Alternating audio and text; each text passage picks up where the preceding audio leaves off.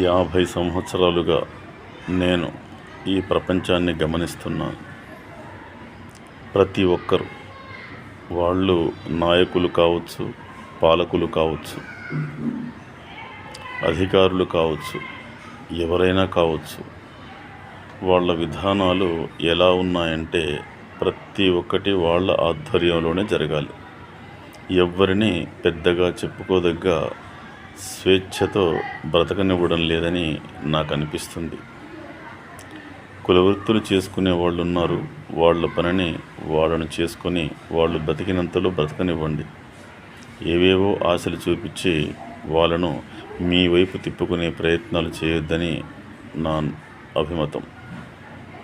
ఎందుకంటే మీరు 100 మందిని పిలిచినా కూడా ఎంతమందికి ఏం చేయాలో అంతమందికే చేస్తారు. అలాంటప్పుడు మీరు చేయాలనుకున్న వాళ్ళని పిలిచి